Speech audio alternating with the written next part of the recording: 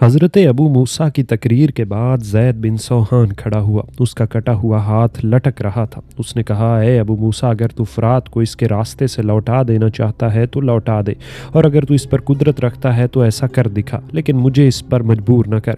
इसके बाद ज़ैद ने ये आयत तिलावत की। तर्जुमा: क्या लोगों ने ये ख्याल कर लिया है कि इन्हें सिर्फ ये कहने पर कि हम ईमान ले आए हैं आजमाए बगैर छोड़ दिया जाएगा? और हमने पहली कौमों को भी आजमाया था ताकि ये मालूम हो जाए कि इनमें से कौन सच्चा है और कौन झूठा है।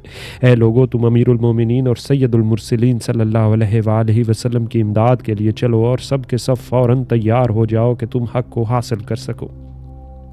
इसके बाद काका बिन आमर ने खड़े होकर कहा, मैं तुम्हारा नासे हूँ और तुम्हारे लिए ये बात बतौर शफ़क़त कह रहा हूँ, और ये चाहता हूँ कि तुम लोग हिदायत पा जाओ। मैं तुमसे जो बात कहूँगा वो हक़ होगी।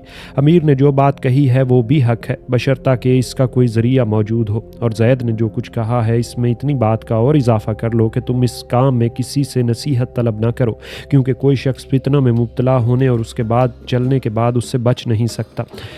लेकिन बात यह है कि अमारत और खिलाफत के बगैर ना तो लोगों का इंतज़ाम हो सकता है और ना जालिम से इंतकाम लिया जा सकता है और ना मज़लूम की बात सुनी जा सकती है। ये अली मौजूद हैं जिन्हें खलीफा मुंतखब कर लिया गया है। उन्होंने लोगों को दावत देने में इंसाफ से काम लिया है। वो लोगों की इस्लाह देते हैं, इसलिए तुम फ़ौरन रवानगी इख्तियार करो और इस काम में उनके ताबेदार बन जाओ। इसके बाद सैहान खड़े हुए। उन्होंने लोगों से मुखातिब होकर कहा, ए लोगों, इस काम के लिए और लोगों के लिए एक न एक हाकिम होना ज़रूरी है ताकि जालिम की मुदाफ़ियत और मज़लूम की मदद की जाए और लोगों को मुत्तहिद किया जा सके। इस बात की जानिब ये अमीर तुम्हें दावत दे रहा है ताकि अमीर और ज़ुबैर और तलहा के दरमियान जो इख्तलाफ है इन पर गौर किया जा सके। अली तमाम उम्मत के नज़दीक अमीन और दीन के फ़क़ीह हैं। जो शख्स भी इनका साथ देने के लिए जाएगा हम उसके साथ हैं।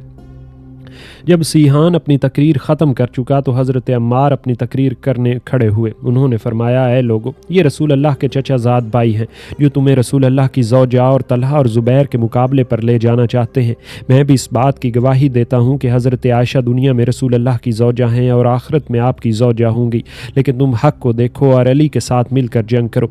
एक शख्स ने दौरान तकरीर खड़ा होकर कहा, और बड़े ताज्जुब की बात है कि जिसके लिए तुम जन्नत की बशारत दे रहे हो इसके मुकाबले में इस शख्स की मदद कर रहे हो जिसके लिए तुम जन्नत की गवाही नहीं देते। ये सुनकर हज़रत हसन ने हज़रत अम्मार से फरमाया, ऐ अम्मार, तुम अपनी तकरीर से हमें मुआफ़ रखो, क्योंकि इस्लाह के लिए पहले सलाहियत की ज़रूरत होती है। इसके बाद खुद हज़रत हसन ने तकरीर फरमाई। उन्होंने फरमाया, ऐ लोगो, अपने अमीर की दावत को कबूल करो और अपने भाइयों की मदद कर लिए चलो, क्योंकि अली इसके अहल हैं कि उनकी मदद की जाए। खुदा की कसम, अक्लमंद लोग इन्हीं के साथ शामिल होंगे और इसी में दुनिया और आखिरत की भलाई है। तुम लोग हमारी दावत को कबूल करो और जिस आजमाइश में हम और तुम मुब्तला हो गए हैं इसमें हमारी मदद करो। लोगों ने हज़रत हसन की तकरीर को गौर से सुना और उनकी दावत को कबूल किया और उनके साथ चलने पर राज़ी हो गए। बनी तय के कुछ लोग हज़रत अदी के पास गए और उनसे पूछा कि आपकी क्या राय है और हमारे लिए क्या हुक्म है। हज़रत अदी, हम इस पर गौर कर रहे हैं कि लोग क्या तरीका इख्तियार करते हैं। लेकिन जब हज़रत अदी को हज़रत हसन की तकरीर की इत्तलाह मिली तो उन्होंने फरमाया, हम इस शख्स की बैत कर चुके हैं और अब वो हमें नेक काम की दावत दे रहा है और इस अजीम हादसे में हमारी मदद का तलबगार है, इसलिए हम उनकी मदद के लिए जाएंगे और देखेंगे कि ये क्या मामलात हैं। हिंद बिन आमर ने खड़े होकर कहा, ऐ लोगो, अमीरुल मोमिनीन ने हमें दावत दी और अपने मुतअद्दिद कासिद हमारे पास भेजे, हत्ता कि अब उनके साहिबजादे आए हैं। इनकी बात सुनो और इनके हुक्म को तस्लीम करके अपने अमीर की इमदाद के लिए चलो। इसी मामले में इन्हीं के साथ शामिल होकर गौर करो और अपनी राय से इनकी मदद करो। इसके बाद हाजिर बिन अदी ने लोगों से मुखातिब होकर कहा, ऐ लोगो, अमीरुल मोमिनीन के हुक्म को कबूल करो और सवारी और बगैर सवारी के इनकी मदद के लिए चलो। मैं तुमसे पहले चलने को तैयार हूँ। हिजर बिन अदी के बाद अश्तर ने खड़े होकर ज़माना जाहिलियत की शिद्दत का जिक्र किया, फिर इस्लाम की नरमी को बयान किया और आखिर में हज़रत उस्मान का जिक्र किया। अभी ये तकरीर कर ही रहा था कि मुक्ते बिन हैसम बिन फे अल आमिर अल बकाई ने खड़े होकर अश्तर को टोका और गुस्से से कहा, अल्लाह तेरी सूरत को बिगाड़े, ऐ पंजों वाले और भौंकने वाले कुत्ते, खामोश हो जा। इस बात पर लोग खड़े हुए और अश्तर को बिठा दिया। मक्ता ने खड़े होकर कहा, खुदा की कसम, आइंदा हम कभी अपने किसी इमाम का जिक्र भी न कर सकेंगे और हम पर पर्दा डाल दिया जाएगा। खुदा की कसम, अगर ये लोग अली की खिलाफत पर राज़ी ना होंगे तो हमारी मौजूदगी ही में लोगों की ज़ुबानें काट दी जाएंगी। इसलिए अली जो बात तुम्हारे सामने पेश कर रहा है इसे कबूल कर लो। مقطع کی تقریر پر حضرت حسن نے کھڑے ہو کر فرمایا، اس بوڑھے نے سچ بات کہی ہے، میں روانہ ہونے والا ہوں۔ جو شخص میرے ساتھ چلنا چاہے وہ سواری پر میرے ساتھ چلے، اور جو دریا کے راہ جانا چاہتا ہے وہ دریا کے راستے چلے۔ اس پر کچھ لوگوں نے خشکی سے چلنے کا فیصلہ کیا اور کچھ لوگوں نے دریا کا راستہ لیا۔ 6200 افراد خشکی کے راستے چلنے کو تیار ہوئے اور 2800 افراد دریا کے راستے گئے۔ نصر بن مزاحم العطار نے عمر بن سعید اور اسد بن عبداللہ کے ذریعے کچھ اہل علم کا یہ بیان ذکر کیا ہے کہ عبد خیر الخیوانی ابو موسیٰ کے پاس گئے اور ان سے سوال کیا، اے ابو موسیٰ، کیا ان دونوں آدمیوں یعنی طلحہ اور زبیر نے علی کی بیعت نہ کی تھی؟ ابو موسیٰ، ہاں کی تھی۔ عبد خیر، وہ کیا برائیاں پیش آئیں جن کے باعث بیعت توڑنا جائز ہوا؟ ابو موسیٰ، مجھے معلوم نہیں۔ عبد خیر، جب نہیں جانتے تو میں آپ سے اس سلسلے میں کوئی سوال نہ کروں گا جب تک کہ آپ کو اس کا علم نہ ہو جائے، لیکن یہ فرمائیے کہ جب آپ اسے فتنہ قرار دیتے ہیں تو آپ یہ تو جانتے ہوں گے کہ اس فتنے سے کون شخص محفوظ رہے گا۔ اس وقت لوگ 4 جماعتوں میں تقسیم ہیں، علی کوفہ میں، طلحہ اور زبیر بصرہ میں، معاویہ شام میں، اور چوتھی جماعت حجاز میں ہے کہ جو اس جنگ میں کسی قسم کا حصہ نہ لے رہی ہے اور نہ کوئی دشمن اس سے جنگ کر رہا ہے۔ ابو موسیٰ، یہی لوگ سب سے بہتر ہیں، بقیہ سب فتنے میں مبتلا ہیں۔ عبد خیر، آپ پر بغض اور عداوت چھائی ہوئی ہے۔ اشتر نے حضرت علی سے عرض کیا کہ اے امیر المومنین، آپ نے ان دونوں آدمیوں سے قبل ایک اور شخص کو کوفہ روانہ کیا تھا، اور یہ دونوں آدمی جو آپ نے بھیجے تھے واقعتاً اس کے لائق ہیں کہ آپ کی مرضی کے مطابق لوگوں کو تیار کر سکے۔ یہ تو مجھے معلوم نہیں کہ کیا حالات پیش آئیں گے، لیکن اگر امیر المومنین ان کے پیچھے مجھے روانہ کریں تو یہ بہتر ہے، کیونکہ اہل مصر میرے بہت فرما بردار ہیں، اور اگر میں وہاں چلا جاؤں گا تو مجھے توقع ہے کہ اہل مصر میں سے کوئی شخص میری مخالفت نہ کرے گا۔ حضرت علی، اچھا تم بھی چلے جاؤ۔ اشتر وہاں سے روانہ ہو کر کوفہ پہنچا۔ پہلے جامع مسجد میں لوگ جمع تھے۔ اشتر کا جس قبیلے یہ مسجد پر سے گزر ہوتا وہاں اسے کچھ لوگ نظر آتے تو وہ انہیں دعوت دیتا اور کہتا کہ میرے پیچھے قصر چلے آؤ۔ اس طرح وہ لوگوں کی ایک جماعت کے ساتھ قصر پہنچ گیا۔ قصر پہلے ہی بھرا ہوا تھا اور اشتر یہ جماعت لیے اندر داخل ہوا۔ مسجد میں ابو موسیٰ لوگوں کے سامنے کھڑے تقریر کر رہے تھے اور انہیں جنگ میں شمولیت سے منع فرما رہے تھے۔ انہوں نے اپنی تقریر میں یہ فرمایا، اے لوگو، یہ اندھا اور بہرا فتنہ ہے جو سب کو تباہ کر ڈالے گا۔ اس فتنے میں سونے والا بیٹھنے والے سے اور بیٹھنے والا کھڑے ہونے والے سے اور کھڑے ہونے والا چلنے والے سے اور چلنے والا دوڑنے والے سے اور دوڑنے والا سوار سے بہتر ہے۔ یہ پیٹ کے کیڑے کی طرح کھا جانے والا فتنہ ہے جو تمہارے پاس تمہارے امن گاہ سے آیا ہے۔ یہ فتنہ بردبار انسان کو بھی ایسا بنا دے گا کہ جیسا کہ کل کا بچہ ہو۔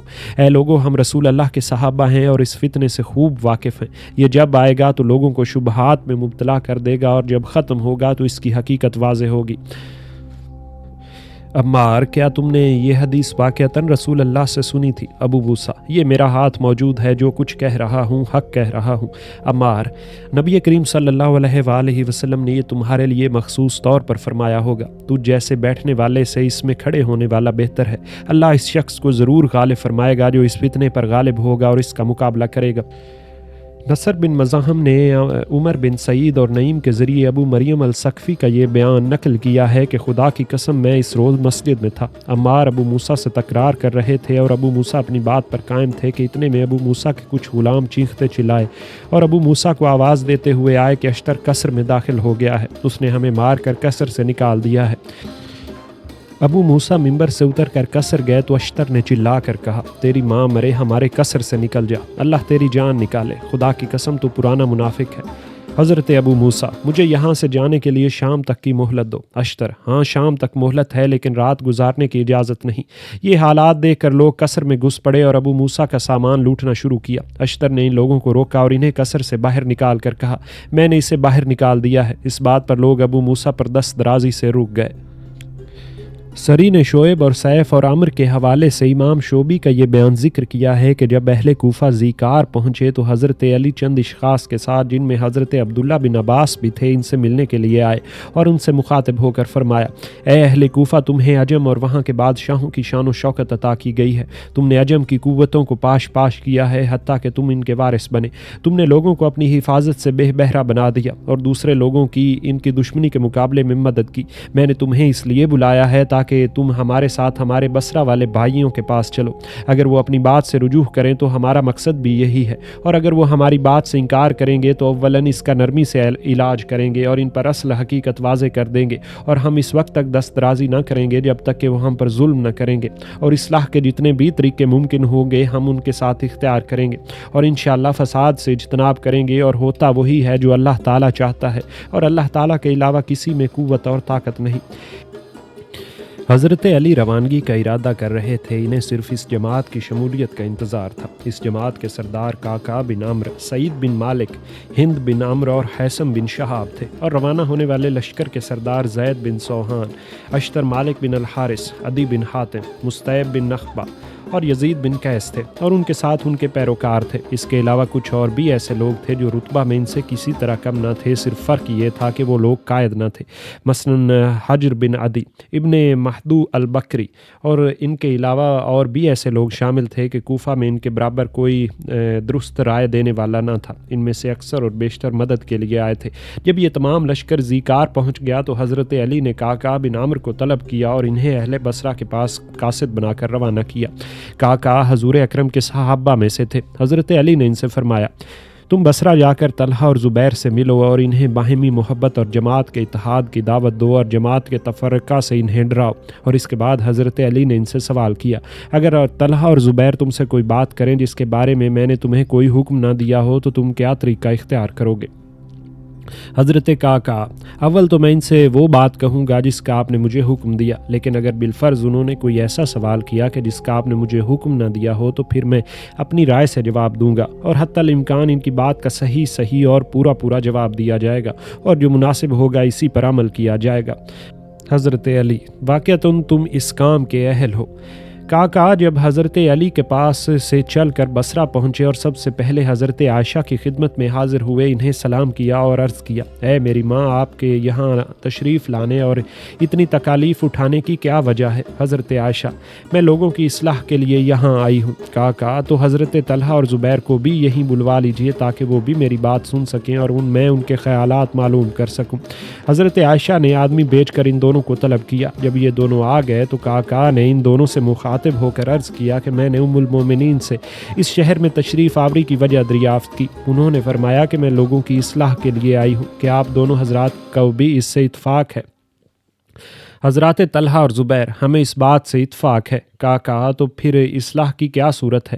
وہ صورت بیان فرمائیے۔ خدا کی قسم اگر ہم اس سے بہتر کام پر سمجھیں گے تو اسے ضرور قبول کریں گے، اور اگر اسے غلط سمجھیں گے تو اس سے پرہیز کریں گے۔ زبیر اور طلحہ، جب تک کہ حضرت عثمان کے قاتلین قتل نہ کیے جائیں گے اس وقت تک معاملات درست نہیں ہو سکتے، کیونکہ اگر اس قصاص کو چھوڑ دیا گیا تو یہ قرآن کا ترک ہوگا، اور قصاص لینے میں حکم قرآنی کا احیا ہے۔ کہا تم لوگوں نے حضرت عثمان کے قاتلوں میں سے بصرہ کے بہت سے لوگوں کو قتل کیا، حالانکہ ان کے قتل سے پہلے معاملات زیادہ بہتر طور پر درست کیے جا سکتے تھے۔ تم نے 600 قاتلین کو قتل کیا، صرف ایک شخص وہاں سے بچ نکلا، جس کا نتیجہ یہ نکلا کہ ان لوگوں کے قتل پر 6000 آدمی ناراض ہو گئے اور انہوں نے تمہارا ساتھ چھوڑ دیا۔ اگر تم ان لوگوں سے اور ان لوگوں سے جنہوں نے تمہیں چھوڑ دیا جنگ کرو گے تو یہ تمام قبائل تم پر ٹوٹ پڑیں گے۔ اس کا نتیجہ یہ ہوگا کہ جس چیز سے تم لوگ ڈر رہے ہو اور جس کے باعث تم نے یہ اختلاف کیا ہے، اس سے بھی زیادہ خطرناک حالات پیش آئیں گے۔ اس قتل کے باعث نصر اور ربیہ کے آدمیوں نے تمہارا ساتھ چھوڑ دیا ہے اور وہ تم سے جنگ کرنے اور تمہیں رسوا کرنے پر تیار ہو گئے ہیں۔ یہ صرف ان مقتولین کی وجہ سے ہوا ہے۔ اگر آپ لوگ دوسرے شہر والوں کے ساتھ بھی یہی سلوک کرتے رہے تو اتنی زبردست تباہی آئے گی کہ پھر آبادی کی توقع بھی نہیں کی جا سکتی۔ ام المومنین، پھر تمہاری کیا رائے ہے؟ کہا اس کام کے لیے سکون اور اطمینان کی ضرورت ہے۔ جب فضا سازگار ہو جائے گی اور غصہ اور اضطراب ختم ہو جائے گا اور نظم اور سکون پیدا ہو جائے گا تو لوگوں کے دلوں سے خوف و ہراس جاتا رہے گا اور ایک دوسرے سے مطمئن ہو جائیں گے، تو اس وقت اس معاملے پر غور کیا جا سکے گا۔ اگر تم لوگ ہماری بیعت کر لو گے تو یہ ایک بہتری کی علامت اور رحمت کا سبب ہوگا۔ اس طرح ہم حضرت عثمان کا قصاص بھی لے سکیں گے اور امت میں بھی تحفظ اور سلامتی پیدا ہو جائے گی۔ اور اگر تم جنگ کے علاوہ کسی اور بات کو قبول نہ کرو گے تو اس سے بہت بڑا فساد پیدا ہوگا اور قصاص بھی ہاتھ سے جاتا رہے گا اور اللہ تعالیٰ اس امت پر آفتیں نازل فرمائے گا۔ تم لوگ بلائی کے طلبگار بنو اور پہلے کی طرح خیر کی کوشش کرو اور ہمیں مشکلات میں مبتلا نہ کرو اور نہ علی کے لیے پیچیدگیاں پیدا کرو۔ کیونکہ اس سے تم بھی تباہ ہو جاؤ گے اور ہم بھی تباہ ہو جائیں گے۔ خدا کی قسم میں تم کو صرف اسی شے کی دعوت دینے آیا ہوں۔ مجھے تو حالات درست ہونے کی کوئی توقع نہیں۔ اب تو اللہ عز و جل جب عثمان کے قتل کا انتقام لیں گے تب ہی حالات درست ہوں گے، ورنہ روز بروز مسائل بڑھتے جائیں گے اور ان حالات پر کوئی شخص بھی قابو نہ پا سکے گا۔ یہ حالات کوئی عام حالات کی طرح نہیں۔ یہ حالات ایسے نہیں جیسے کوئی شخص کسی دوسرے شخص کو، ایک جماعت یا ایک قبیلہ کے ایک آدمی کو قتل کر دے۔ زبیر اور طلحہ، تم نے جو بات کہی ہے وہ بالکل درست اور صحیح ہے۔ اب تم جا سکتے ہو۔ اگر تمہارے اور علی کے یہی خیالات ہیں تو ہم مصالحت پر آمادہ ہیں۔ اس پر کاکا بہت خوش حضرت علی کے پاس پہنچے اور انہیں ان حالات سے آگاہ کیا۔ حضرت علی بہت خوش ہوئے اور تمام لوگ صلح کی گفتگو کرنے لگے۔ ان میں سے بعض تو ایسے تھے جو صلح سے بہت خوش تھے اور بعض ایسے تھے جو صلح کو نہایت ناپسند کرتے تھے۔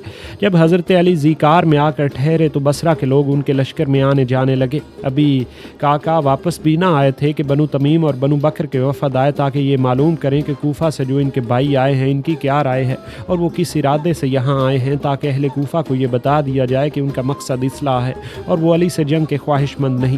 یہ کوفہ اور بصرہ کے قبائل ایک دوسرے کے پاس آنے جانے لگے اور کوفی بھی صلح کے طلبگار بن گئے، تو یہ سب حضرت علی کے پاس گئے اور اپنے خیالات ظاہر کیے۔